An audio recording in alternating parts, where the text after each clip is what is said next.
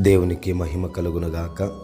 గడిచిన నెలలంతా కాచి కాపాడి మనకు శక్తిని బలమును అనుగ్రహించి ఈ యొక్క సంవత్సరం యొక్క చివరి నెలలో డిసెంబర్ మాసంలో అడుగు పెట్టడానికి కృపనిచ్చిన దేవునికి సమస్త మహిమ ఘనత ప్రభావంలో కలుగునుగాక. ఈ నెల దేవుని యొక్క వాక్యం నిశ్చయముగా ముందుగతి రాని వచ్చునో నీ ఆశ భంగము కానేరదు. గమనించినట్లయితే గనక నీకు మునుపు స్థితిని ఆయన నీకు మరలా అనుగ్రహిస్తాడంట. నీ ఆశను భంగం చేయడంట.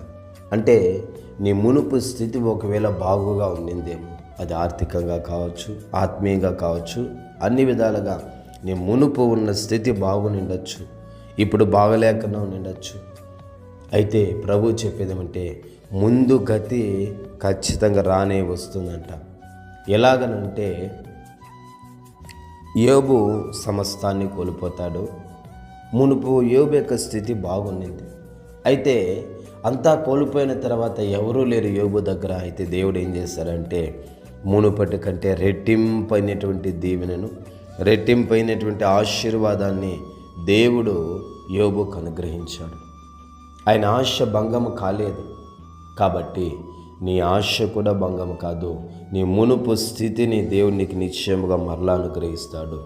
నీ శక్తిని, బలమును, ఆరోగ్యం, ఆయుష్కాలం ఇచ్చి దానిని నీవు అనుభవించేటట్లు కూడా దేవుడు చేస్తాడు. యోబు యొక్క స్థితిని యోబు మరలా రెట్టింపుగా పొందుకున్న తర్వాత అనుభవించాడు యోబు.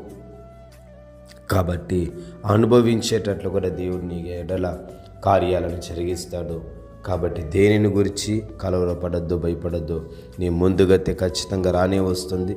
నీ ఆశ ఎన్నటికీ నీ భంగము కాదు. ఎందుకు భంగము కాదంటున్నానంటే నీవు ఆరాధిస్తున్నటువంటి దేవుడు జీవం కలిగినటువంటి వాడు. నీవు ఆరాధిస్తున్న దేవుడు శక్తిమంతుడు. నీవు ఆరాధిస్తున్నటువంటి దేవుడు మహా గొప్పవాడు. కాబట్టి నీ ఆశ ఎన్నటికీ కూడా భంగము కానేరదు.